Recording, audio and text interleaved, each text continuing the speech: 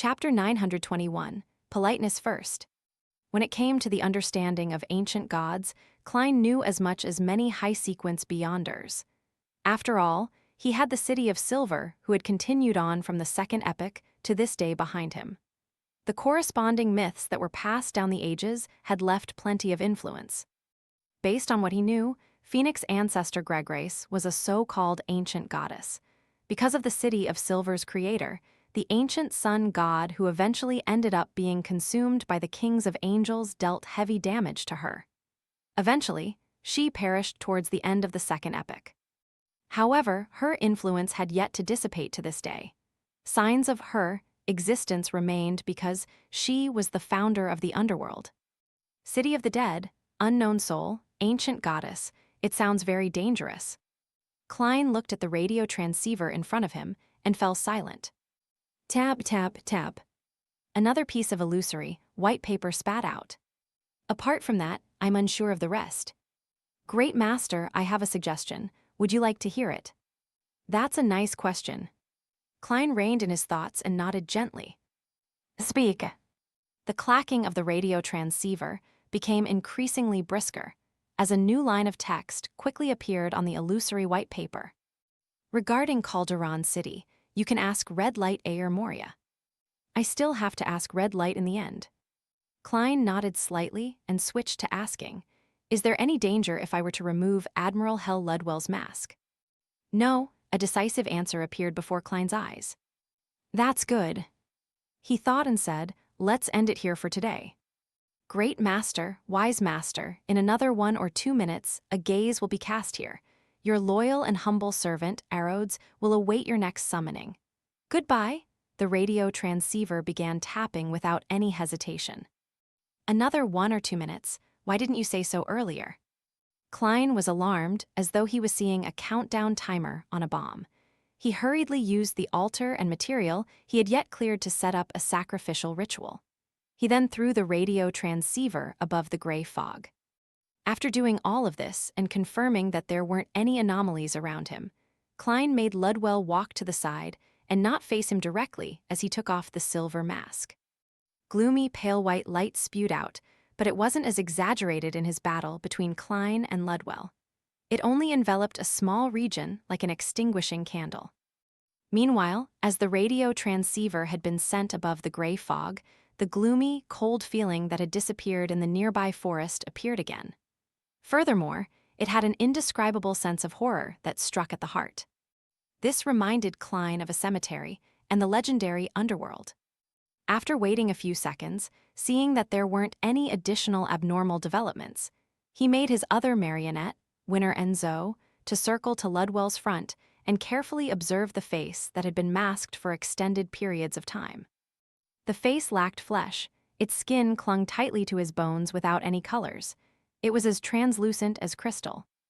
Beneath the crystal, transparent and indescribable shadows quickly flowed out, at times fusing with the skull, and at other times they shrank in gaps, surfacing on his teeth. Compared to the first 1 or 2 months of his transmigration, Klein would have been shocked by Admiral Hell's appearance. But now, having already seen all kinds of odd rampagers and mutated bodies, he wasn't shocked by such looks. After another round of research, Klein completely figured out Ludwell's condition. All of this stemmed from the unique traits of him being a gatekeeper.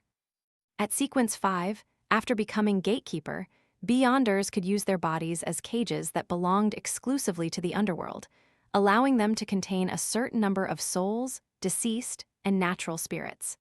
As such, they obtained all kinds of unique powers with powerful helpers. There was no need to bring a huge undead army around in an eye-catching manner. This was the origin of many folk tales. Another purpose of a gatekeeper was an ancient role, to guard the underworld in their bodies, preventing the souls contained within from escaping, and to use them. This similarly had the symbolism of a pair of double illusory doors. And after ancient death, Phoenix ancestor Gregrace created the underworld. It was bestowing a small amount of the death pathway's authority to all gatekeepers. This made Beyonders of this sequence receive an enhancement in strength. The reason why Ludwell kept wearing the mask was because he had contained a powerful underworld creature in him. On the one hand, this creature could be used by him, and on the other hand, it was eroding his body, turning him into a half-human, half-dead existence.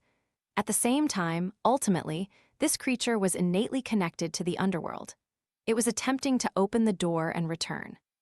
This was a combination of a gatekeeper's own powers and authority, and with the augmentation from Death's Ring, it allowed Admiral Hell Ludwell to enlarge the door to the underworld, allowing him to steer the Black Tulip directly inside.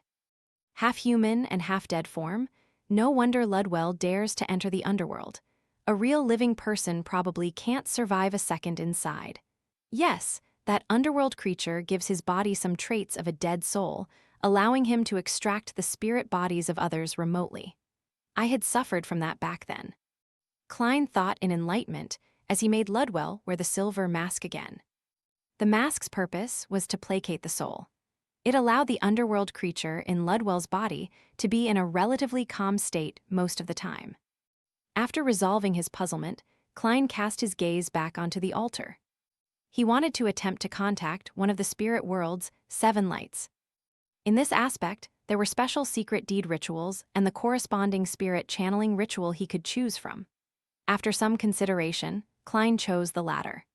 This was because a secret deed ritual required him to open up his mind and spirit, allowing the targeted existence to make contact and thus obtain certain knowledge, strength, help, and a spiritual experience. This also meant that his body's thoughts and secrets were open to that existence. And through the spirit channeling ritual, there were 2 types: direct communication and praying for a soulfall. As the spirit world's 7 lights were extremely lofty existences, Klein couldn't guarantee a response based on the ritual's request. Therefore, although he wished to communicate remotely via spirit channeling, he had to make preparations for a soulfall to show his sincerity. Lighting 3 candles and dripping liquids like mint essential oil, Klein specially took out a paper figurine and placed it on the altar for the vessel for the soulfall. If there wasn't anything similar, the supplicating target would soulfall onto him, just like how Danitz had requested Vice Admiral Iceberg Edwina's soulfall back then. There were also 2 scenarios. First, the possessed body would lose all their senses, and they would have the corresponding existence control a certain part of their body so as to facilitate providing a question and answer. The simplest example was one using the mouth to speak, while the other controlled a hand to write. Klein quickly completed the first part of the ritual before he took a step back, opened his mouth, and chanted in ancient Hermes, I summon in my name. I pray to communicate with the inextinguishable light of the spirit world, the embodiment of infinite knowledge, the red who wields authority and will. The biggest difference between this spirit channeling ritual and ordinary ones was that it couldn't be directed to deities, be it the Evernight goddess or the god of knowledge and wisdom. There, honorific names couldn't appear in the ritual or else it was bound to fail. From a mysticism angle, this meant that the spirit world's 7 lights didn't serve any deity. As the words that facilitated the communication with natural spirits were said, Klein saw the 3 flames burgeon as light splattering sounds connected together as though a door of light was opening. The area around the altar suddenly turned silent and dark as pairs of unknown eyes looked over from different areas. A cold, gloomy air blew past. Apart from the 3 candles, all the items on the altar floated in midair. Among them, the paper figurine staggered straight as its surface was tainted with a thick, clean red that didn't look bloody at all. Greetings.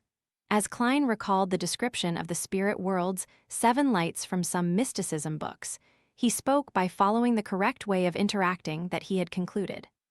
He acted like he was facing a teacher. The bright red paper figurine's head moved slightly as it let out an illusory but stern voice. Hello there. Quite polite. Indeed, spirit channeling became a soulfall. Thankfully, I made preparations. Various thoughts flashed in Klein's mind as he earnestly and politely asked, Your Excellency Ayer Moria, I have a question I would like to ask you. You can just call me Ayer Moria. Please go ahead and ask. The paper figurine floating in midair seemed to be competing with Klein about who was more polite. I wish to get information on Calderon City. Klein didn't change his attitude. After all, in the Foodaholic Empire, there was a proverb, Nobody will find fault with extra courtesy. The bright red, nearly transparent paper figurine pondered for 2 seconds and said, "Can I know your purpose?" Klein didn't conceal his purpose. He frankly said, "To hunt a spirit world plunderer." The paper figurine's head moved slightly. That's indeed something that can only be found in Calderon City with ease. Elsewhere, spirit world plunderers are like a drop of water in the ocean. They are very hard to distinguish, and even I will occasionally discover them. I'm unable to lock onto them for long periods of time. A number of them are active in the core region of Calderon City. A few are scattered in the periphery. As long as you don't attempt to go too deep inside, it's actually not too dangerous. Unfortunately, due to special reasons, us 7 lights are prohibited from entering. Otherwise, we could still provide you with some actual help. That's formerly the divine kingdom of the ancient goddess, Gregrace. Klein's heart settled down as he asked, as a form of confirming the answers. The bright red paper figurine said, "Yes, the ancient death wished to revive herself using this city of the dead, but she failed completely. The authority was taken by Balaam's death. However, this also makes Calderon City more dangerous because the setup left by the ancient goddess underwent an anomaly after the failure. As for what it has turned into, I'm not too sure." "Is that so?" Klein nodded indiscernibly. He raised a few questions about other matters and received a rather satisfactory answer. Bayam, outside a house near the harbor. Alger and Katlia were patiently waiting for the people inside to finish their dinner.